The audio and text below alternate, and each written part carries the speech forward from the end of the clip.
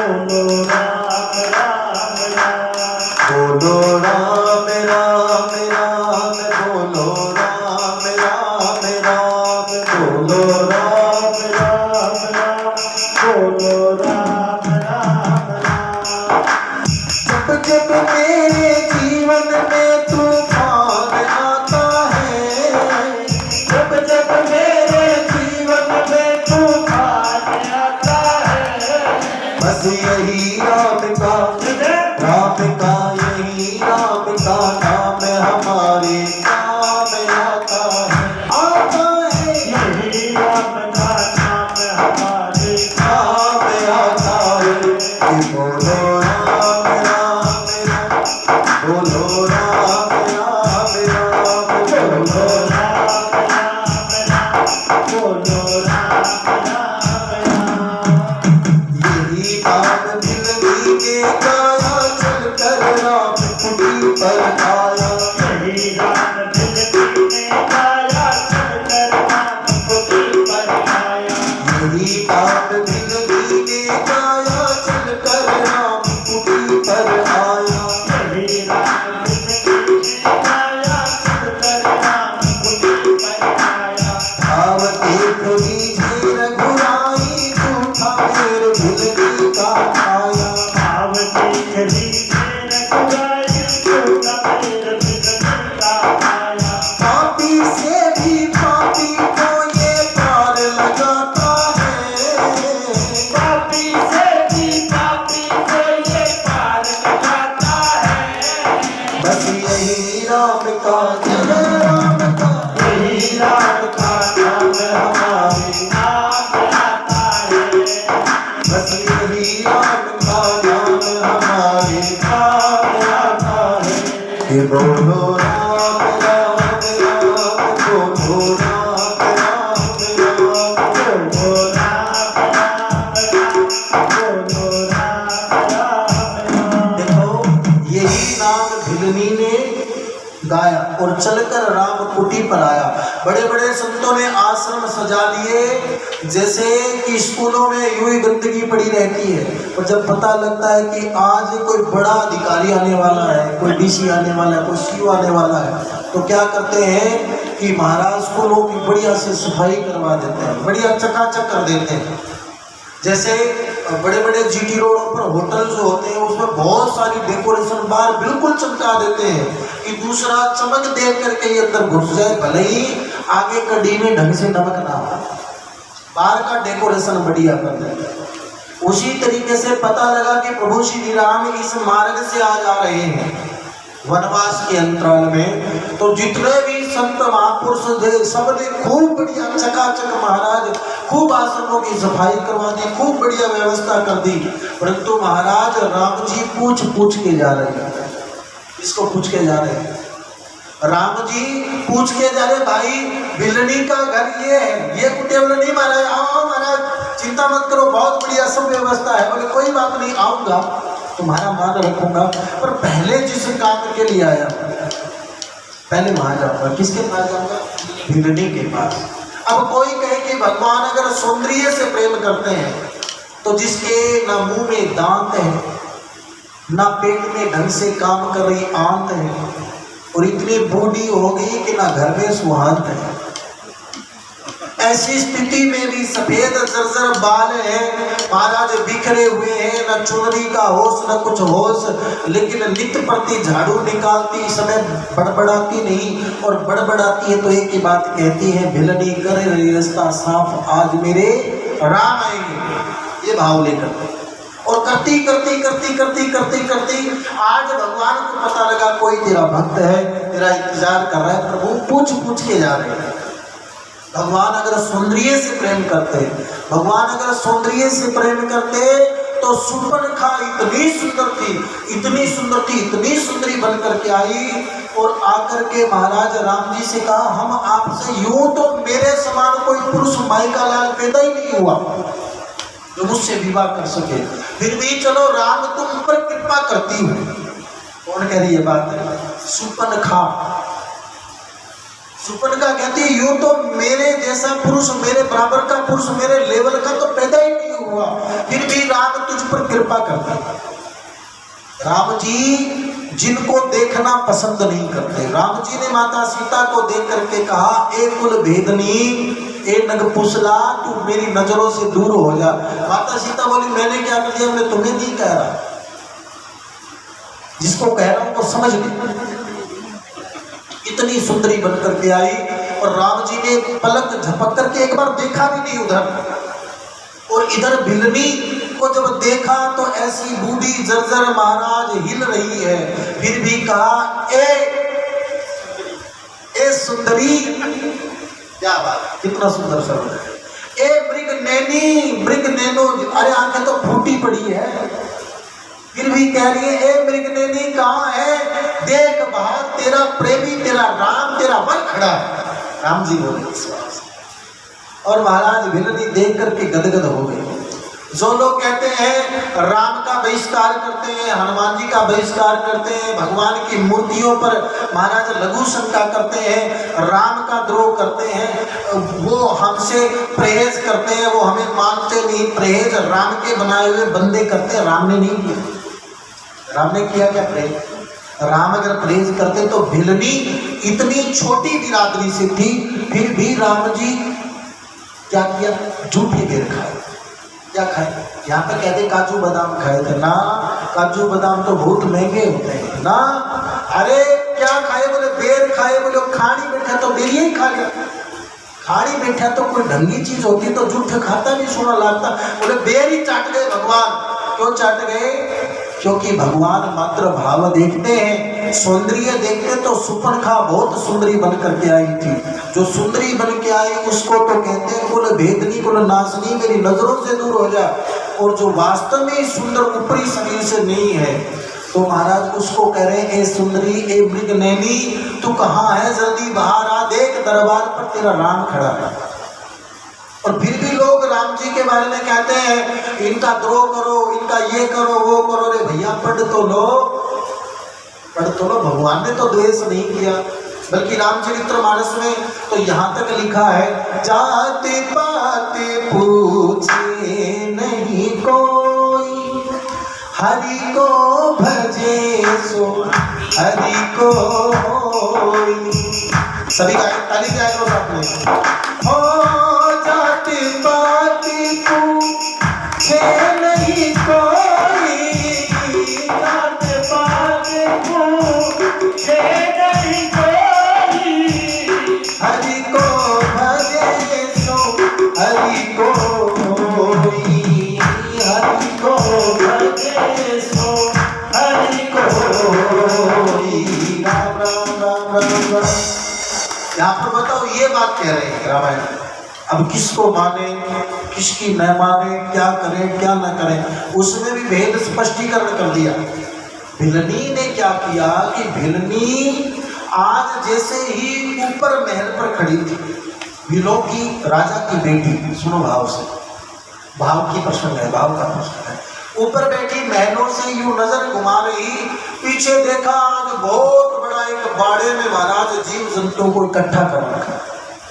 देख करके बोली, माँ ये पहले तो कभी इतने नहीं देखे, आज कैसे इकट्ठे हो गए? बोले बेटा रात आएगी तो ये आए हुए अतिथियों के लिए भोजन है, जो तुझे जीव नजर आ रहे हैं, जीव है। और इनका क्या होगा? क्या क्या होगा तुम्हें पता नहीं, सबको काटा जाएगा, सबको बरातियों की सेवा में लगा दिया जाएगा। भिलनी ने सोचा, हे राम, भिलनी को कौन पढ़ाने आया था जंगल में? कौन पढ़ाने आया था कि ये पाप और ये पुण्य है, ये भी जीवन के प्रारब्ध होते हैं। लोग कहते हैं ना, तुलसीदास की घरवाली ने डांट दिया तुलसीदास को कि जितना प्रेम इस चमड़ी से करता है उतना राम से कर लेता तो भगवान मिल जाते। तो तुलसीदास 1 मिनट में गृहस्थी को छोड़ दिया। अरे यूं बीबी के डांटने से साधु बनते तो गृहस्थी कौन बचता है? बीवियों की तो आदत होती है, सबकी डांटती है, फिर तो सारे ही साधु बन जाते। बोले नहीं, ये तो भाव है, मूल सूत्र क्या है? ये तो पुनर्जन्म के प्रारब्ध थे, ये तो पिछले जन्म के सत्कर्म किए हुए थे कि इस जन्म में बहाना ढूंढ रहा था कि कौन फटकार लगाए कि मैं साधु हूं। अब तो भिलनी ने देखा, हे भगवान, अगर मेरी शादी नहीं होगी तो ये बच जाएंगे, क्योंकि पिताजी कह देंगे बारात मत लेके आना। भिलनी ने वहां से भाग गई रात्रि में। अब भिलनी रात को भागी तो पीछे महाराज लग गए, सैनिक लग गए, आ जाता। अब ढूंढने के लिए और सब जगह जब भिलनी को लगा सांस फूल गई, अब कोई व्यवस्था नहीं बनेगी, तो महाराज जहाँ पर हड्डियों का स्थान होता है, जहाँ पर पशुओं की मरों की हड्डियां डालती है, वहां पर ऊंट का पिंजर जो था रीढ़ की हड्डी का, जो अभी कुत्तों ने अंदर से तो खा लिया था, पर महाराज बाहर का चमड़ा अभी बचा हुआ था। देखो भिलनी उसके अंदर जाके बैठी। अब ऐसी स्थिति में क्या हुआ, और सब जगह तो सैनिकों ने ढूंढा, पर जैसे उधर जाए पर सब अलग अलग जगह हो गए, यहाँ कौन घुसेगा। भिलनी वहां जाकर के घुस गई। जब सैनिक देख करके वापस पलट गई, इस साइड में तो नहीं आई होगी, तब निकल करके सीधे के सीधे वहां से भागी और मतंग ऋषि के आश्रम पर पहुंच गई। अब फिर सोचा, तू तो नीच जाति की है, तू तो छोटी जाति की है, तू सेवा कैसे करेगी।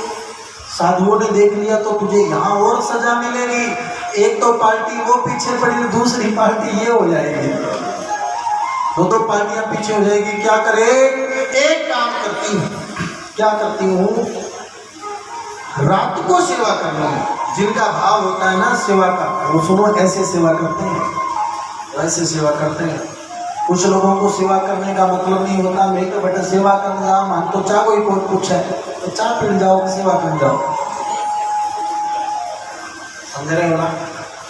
तो मूल यहाँ मतलब क्या है, मेरे आगे एक दो माताओं ने भी ऐसे कहा था, मैं इसलिए कह रहा हूँ आपको, कहती दिन के पहले जावा में तो गिरने काट जाए, बटा गोबर गिर गया वहां सब कोई कौन कुछ गिरने वाली की बात नहीं है, आप ना चिंता करें। हाँ तो चाहे कौन क्या ना यहाँ की बात ही नहीं। अब मूल बात सुनो, यहाँ पर भिलनी देखो, राम किसको मिलता नहीं ये कहना चाहता हूँ, बाकी तो अपने अपने विचार है, लेकिन भिलनी ने ये नहीं सोचा। भिलनी ने सोचा कोई बात नहीं, अरे सेवा ही तो करनी है, जहाँ दिन में सोती हूँ, जहाँ दिन में लगी रहती थी रात को सोती हूँ, वहां पर रात को काम करूंगी, दिन में सोऊंगी। भिलनी ने रात को सेवा शुरू कर दी। जहाँ पर नजदीक में जो सरोवर था वहां पर बड़े कांटे कंकर सब साफ कर दिए साधु ब्राह्मणों के लिए, वो सेवा। रात को जंगल से संविधाएं तोड़ती, भीलों की बेटी थी, यूं ही नहीं लगता था, दूसरा राम का हाथ था। और महाराज जाकर के वहां संतों के यहाँ पर लकड़ियां छोड़ दे, जंगल में कहीं कोई बेल लटकी मिले उसके तोड़ तोड़ करके फल इत्यादि जो भी सब्जियां हैं वो तोड़ करके रात को छोड़ दे, और सुबह 4 बजे घंटा बजे मंदिर का तो वहां से पलायन कर जाए, जंगल में वापस घुस जाए। विद्यार्थी बचा हुआ अन्न उधर डाले, उसको लेकर के उन्हीं रोटियों इत्यादि को लेकर के खा करके अपना भरण पोषण करना शुरू कर दिया। अब महाराज विद्यार्थियों ने देखा कि ये क्या हो रहा है, आजकल तो कहीं जाने की जरूरत ही नहीं है, अपने आप सब कुछ चकाचक मिलता है, क्या चक्कर है, आज रात को देखेंगे। एक दो ने देखा और बिल्ली ने जैसे ही महाराज लकड़ियां संविदा छोड़ी कि पकड़ लिया, बता कौन है। बोले महाराज को मत कह देना, मुझे क्षमा कर देना, मैं तो सेवकी हूँ और महाराज कृपा कर देना। लेकिन विद्यार्थियों ने गुरुजियों से जाकर के कह दिया कि पता नहीं कौन है। गुरुजी बोले इधर लेके आओ, गुरुजियों के सामने गई, जर हाथ पकड़ कर महाराज रो रही है, बार बार कह रही मुझे सेवा कर दो। मैंने जब देखा ब्राह्मणों का आश्रम है, मेरा मन किया मैं सेवा करूं, पर मैं तो बोले फिर चोरों की तरह सेवा क्यों करती हो। बोले इसलिए करती हूँ कि मैं योग्य नहीं हूँ, मैं बहुत छोटी जाति से हूँ, पर मेरा सेवा का भाव है। गुरु महाराज ने कहा कि हम भी भेद रखते हैं, परंतु तेरे जो भाव मैंने जो देखे हैं उन भावों में और संतों के यहाँ इस जात पात का कोई भाव नहीं, कोई भेदभाव नहीं। बिल्ली बेटा तू यही बेटी बनकर के सेवा कर। अब जो कुछ ब्राह्मण बालक थे वो महाराज गुरु जी से युद्ध करने लगे कि ये ये तो हमारे वस्त्रों के हाथ लगा देगी, ये तो महाराज संविधाओं के हाथ लगा देगी, कैसे व्यवस्था बनेगी, कैसे व्यवस्था बनेगी। अब ऊपर से महाराज विद्यार्थियों से पहले उठ करके उसी सरोवर में स्नान और कराई। विद्यार्थी गए, जाकर के महाराज स्नान करके, और जैसे ही वापस आए तो सबको कोढ़ होना शुरू हो गया। सबको महाराज जैसे ही देखा और गुरुजी के पास आकर के रोने लगे कि गुरुजी, इस दुष्ट ने हमारे आसन वासन शासन को छुआ, जिसका फल स्वरूप देखो हमारा धर्म नष्ट कर दिया, हमें कोढ़ लग गया। गुरुजी ने कहा, बेटा कोढ़ तुम्हें इस बात का नहीं लगा कि तुमने ऐसा किया, तुमने जिस दृष्टि से इसको देखा है वो दृष्टि मैं भी देखता हूं, पर ये स्त्री उस दृष्टि के लायक नहीं है। ये तो साधु बन गई, ये तो साधु है, और जात न पूछो साधकी, ये तो साधु रूप में है। जो इस तरीके से रात्रि को भजन करते हैं, सेवा करते हैं, वो साधु ही हो सकता है, बाकी दुनिया तो भोग करती है। इसलिए मात्र चोला नहीं बदला, तुमने जरूर इसके प्रति द्वेष की होगी। नहीं नहीं, हमने कोई द्वेष नहीं की। एक भोला भाला विद्यार्थी बोला, हाँ हमने द्वेष की थी, हम स्नान करके वहां से निकले, पता चला वो यहीं स्नान करके गई है, तो हमें घृणा। ये बात थी गुरु जी। भिल्ली को बुलाया, बेटा इनके साथ में ऐसा कैसे हो गया? बोले गुरुदेव मैंने तो इनकी सेवाएं की है, मेरे मन में ऐसा कोई भाव नहीं। तो गुरु जी ने कहा, बेटा तुम जाओ दोबारा स्नान करके आओ। अब दोबारा स्नान करके आई, और फिर विद्यार्थियों को कहा तुम दोबारा जाओ और उसी जल में स्नान करना, और इस भाव से अब की बार जल लेना कि जैसे हम भगवान के भक्त का चरण प्रक्षालन कर रहे हैं। और फिर पुनः जाकर के डरता क्या न करता, मरता क्या न करता। अब ले करके महाराज उसी भिलनी के भगत रूपी धाम से दे करके जैसे ही जल डाला, तो अब कोढ़ धीरे धीरे समाप्त होना प्रारंभ हो गया। बोले लक्ष्मण भगवान की। तो हमें यह भी देखना चाहिए कि ये व्यक्ति किस स्थिति में है। जब साधु भेष रूप में आ गया, इतनी सरल सादगी के साथ में संत स्वरूप में आके वो सेवा वहां पर करने लग गया, तो अब उसके लिए कोई भेद नहीं हो सकता। ये बात मैं इसलिए निवेदन करना चाहता हूं, ये बात मात्र आप नहीं सुन रहे, ये जो कथा 147 गांवों के लोग भी सुन रहे हैं, और कुछ ऐसे भी लोग सुनते हैं जो लोग कहते हैं राम कृष्ण खिलाफ है हमारे, हम उनके प्रति ये बोलते हैं। उनको निवेदन करना चाहता हूँ, आपके हृदय में अगर निर्मल भाव है तो भगवान तो महाराज खुद प्रत्येक जीव को स्वीकार करते हैं। उनके दिल में, उनके मन में कोई किसी जीव के प्रति कोई राग द्वेष का भाव नहीं है, क्योंकि रामचरितमानस ये भी कहते हैं ईश्वर अंश जीव अविनाशी, चेतन अमल सहज सुख राशि। क्योंकि पंच तत्व शरीर है, मेन तो जो चीज है वो तो भगवान का जीव रूपी जो अंदर ड्राइवर बैठा है ना, काम तो वो कर रहा है। लेकिन इस संपूर्ण जो शब्द है, इनका सार एक ही निकल करके आता है कि आप इतने भजन करो, इतने भजन करो कि गृहस्थी को भी साथ में चला सको और अपने साधुत्व को भी चला सको। बहुत सारे लोग ऐसे होते हैं, सेवा भी खूब करते हैं, गृहस्थी में भी रह करके और सन्यासी जैसा जीवन लेते हैं, बस वेशभूषा नहीं होगी। छिते जल गावने गगन समीरा, एक भजन छूट गया हमारा, वाल्मीकि जी पे शुरू किया था। कौन सा? जब जब मेरे जीवन में तूफान आता है। लेकिन छूटा नहीं। क्यों नहीं छूटा? क्योंकि भिलनी का प्रसंग दिया ना, तो उसमें भाव का प्रसंग है। दूसरा कौन? यही नाम भिलनी ने गाया, चल कर राम कुटी पर आया। यही नाम भिलनी ने गाया, चल कर राम कुटी पर आया। यही नाम भिलनी ने गाया, चल कर राम कुटी पर आया। यही नाम भिलनी ने गाया, चल कर राम कुटी पर आया। भाव देख लीजिए रघुराई, झूठा फिर भिलनी का आया। भाव देख लीजिए रघुराई, झूठा फिर भिलनी का आया। पापी से भी पापी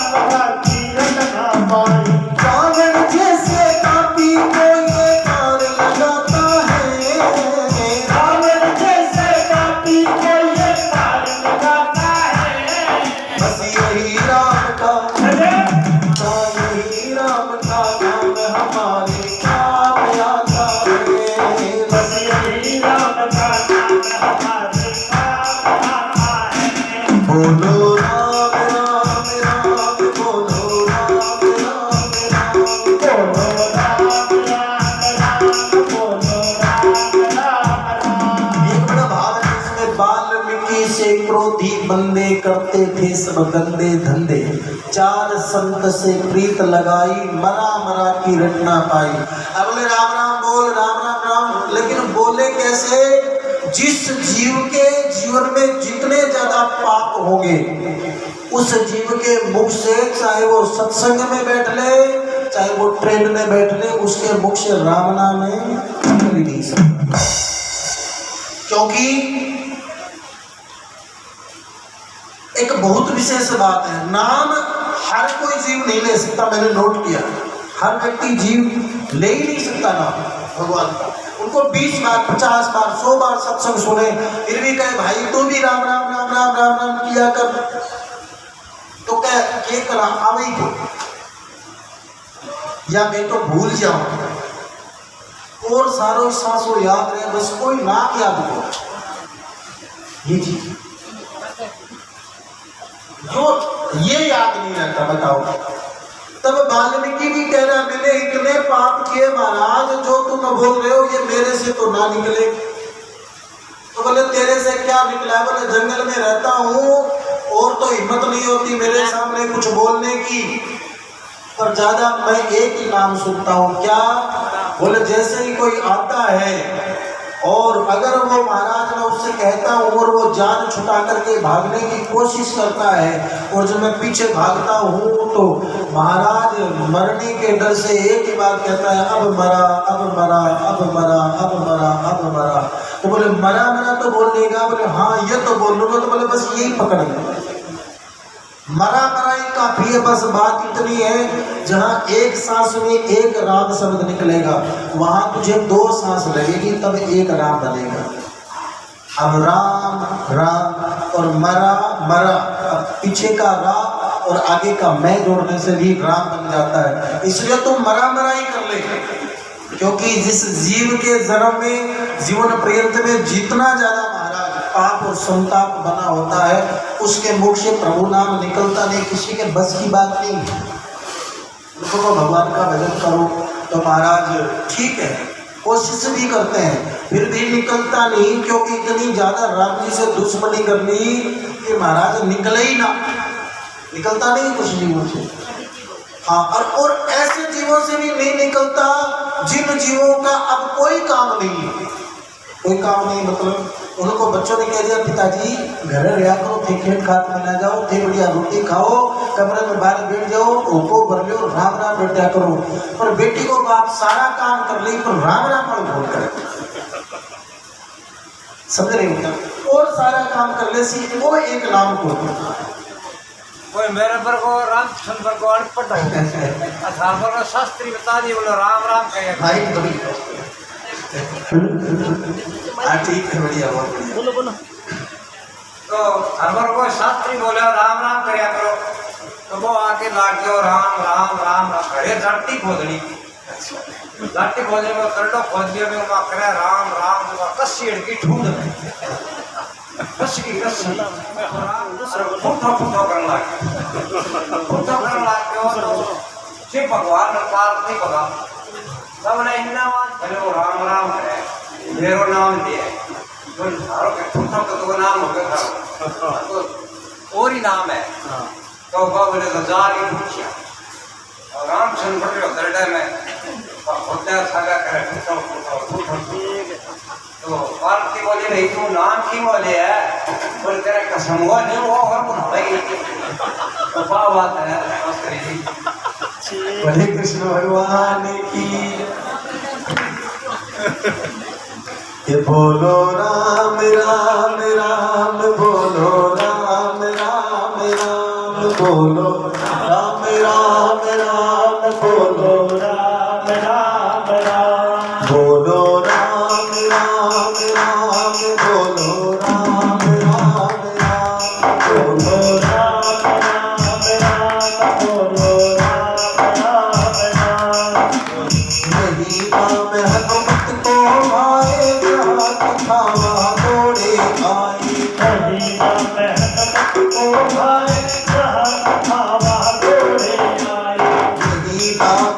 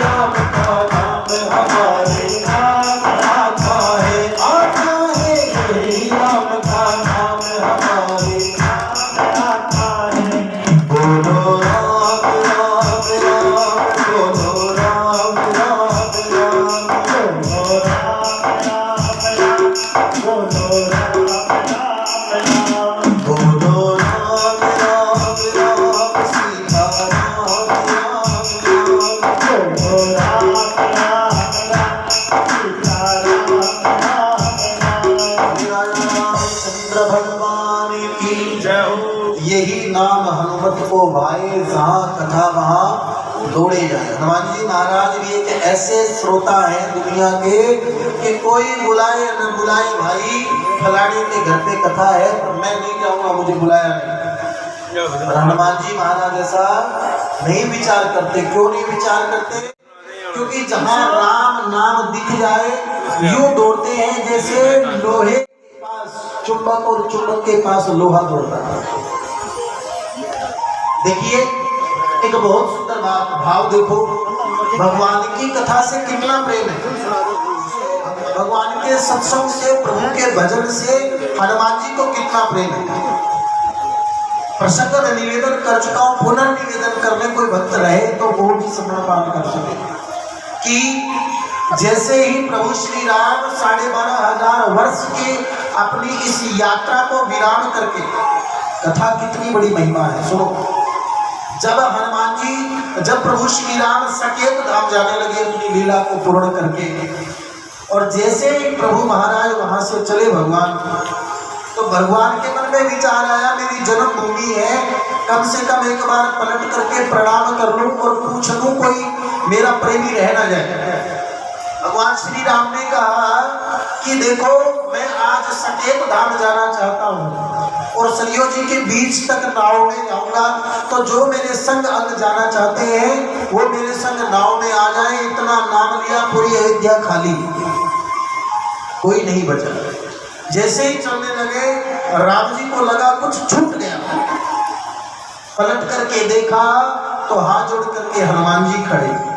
राम जी ने कहा रे हनुमान, तू तो मेरा सबसे प्रिय भक्त है, दुनिया जहान सब मेरे संग अंग बैठी है और तुझे मेरे संग नहीं जाना क्या? हनुमान जी बोले महाराज ये बताओ क्या वहां आपकी कथा सुनने को मिलेगी? भगवान मुस्कुरा करके बोलेगी हनुमान मेरी कथा तो वहां नहीं मिलेगी, वहां कथावाचक तो नहीं है, पर तू वहां तुझे मैं मिलूंगा। हनुमान जी महाराज ने सीना फाड़ के कहा प्रभु आप दर्शन कर लो, आप तो यहाँ बैठे हो, वहां तो मात्र मूर्त जा रही है। भाव देखो, वहां तो मात्र मूर्त जा रही है, असल में तो आप यहाँ बैठे हो। बोले हनुमान देख लो मेरा अंग संग। बोले प्रभु एक बात तो वहां कथा सुनने को नहीं मिलेगी, बोले कथा सुनने को तो नहीं मिलेगी, तो भगवत मुझे आशीर्वाद दे दो कि मैं यही रहूं, मैं यही बात करना चाहता हूँ, पर बस इतनी परमिशन दे जाओ कि आपकी सत्संग जहां भी हो, देवी देवताओं को बुलाए न बुलाए, लेकिन मुझे इतनी परमिशन दे दो कि मैं बिना बुलाए ही जा सकूं, मुझे इतनी कृपा प्रदान कर दो। हनुमान चालीसा में भी प्रमाण है, कौन सा? राम चरित्र सुनी बेको रसिया, राम लखन सीता मन बसिया। ये क्या प्रमाण है? राम चरित्र सुनिबे को रसिया, जो रसिक प्रेमी लोग होते हैं वो महाराज कुछ विचार नहीं करते, वो कुछ भाव प्रकट नहीं करते, उनका एक ही भाव होता है जैसे तैसे ही ढूंढते रहते हैं कि हमें कहीं ना कहीं मिल जाए जगह, हम भाई समृद्धि स्वीकार कर लेंगे। उनको व्यवस्था की भी जरूरत नहीं होती कि भाई मैं किया था मन तो चाह कौन क्या जी तो करेंगे, सुनो वैसे बोल रहा हूँ और पियो कोई बात नहीं, नॉर्मल बता रहा हूँ कि भाई पिया कुकर जाओ मन तो चाह 3 बजे बाद कौन मिले। लेकिन मूल सूत्र क्या है, बड़े प्रेम से सुने कि हम वहाँ कैसे जाए, वहां पर ये व्यवस्था नहीं है, वहां पर ये व्यवस्था नहीं है। इसका मतलब व्यवस्था का लाभ प्राप्त करने जा रहे हो, प्रेमी बन के नहीं जा रहे, क्योंकि प्रेमी बन करके तो जो